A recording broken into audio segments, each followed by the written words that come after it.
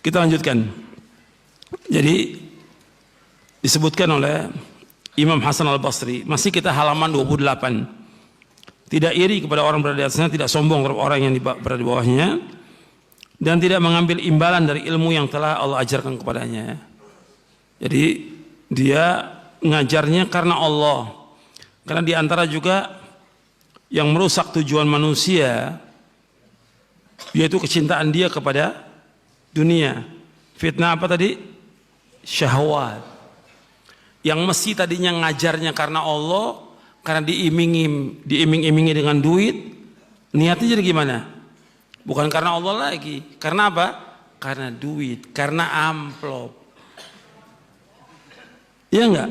Iya, rusak. Enggak dapat ganjaran dia, enggak dapat pahala. Akhirnya apa? Sudah seperti itu, isinya juga enggak bermakna, enggak punya hakikat dari isi kajiannya dia. Seperti yang kita lihat sekarang ini. Kenapa? Tujuannya itu. Jadi kalau dia ngajar karena Allah, jangan mengharapkan sesuatu dari manusia. Kan dengan dia ngajar itu dapat pahala apa enggak kalau dia ikhlas? Pahala. Ganjarannya terus mengalir sampai kapan? Sampai hari kiamat. Sampai menyertai dia di alam barzah dan sampai hari kiamat. Makanya kalau orang yang tadi lagi kembali kepada tadi, orang berakal, dia waras dan dia ikhlas karena Allah, mesti mikirnya buat apa? Akhirat. Dunia kecil, amplop 1 juta, 2 juta, 10 juta, 100 juta, kecil, nggak ada arti apa-apa. Dibandingkan dengan ganjaran dia memberikan ilmu yang bermanfaat. Semua yang ada ini memohonkan ampun. Sampai ikan di laut memohonkan ampun untuk yang mengajarkan kebaikan.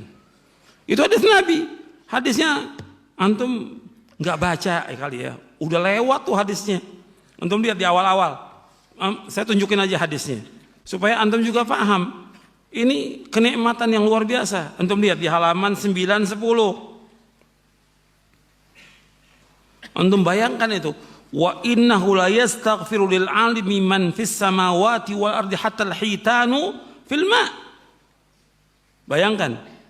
Nabi menyebutkan sesungguhnya seorang alim yang mengajarkan kebaikan akan dimohonkan ampun oleh makhluk yang ada di langit maupun di bumi hingga ikan yang berada di air.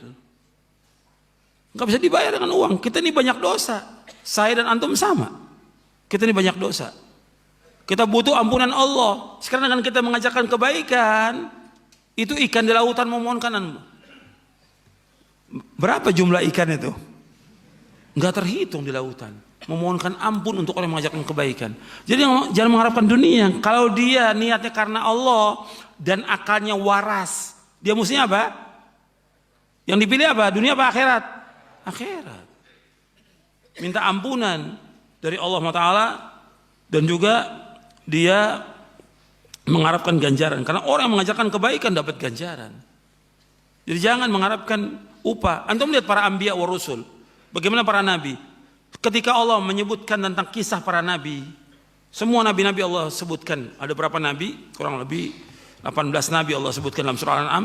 Terakhirnya Allah sebutkan. Antum lihat di surah Al-An'am dari mulai ayat 83 sampai ayat 90.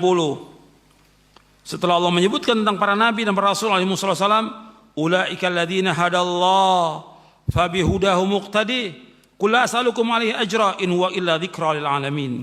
Itulah orang-orang yang Allah tunjuki mereka. Siapa para nabi rasul? Maka dengan petunjuk mereka lah kamu ikuti petunjuknya para nabi.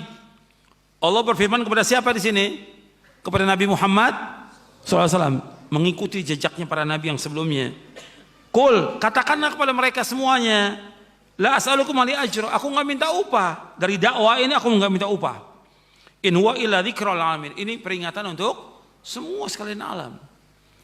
Bahkan semua nabi juga nabi-nabi Allah sebutkan dalam surah Asy-Syu'ara.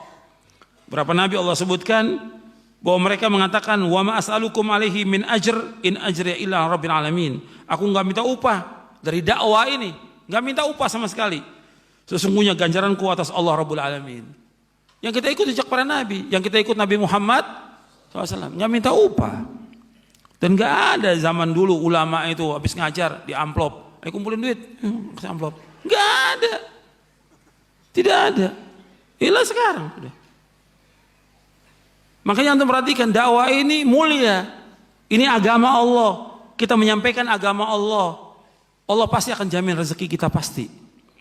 Kalau kita susah, sempit, itu cobaan. Sebagaimana Nabi juga dapat cobaan.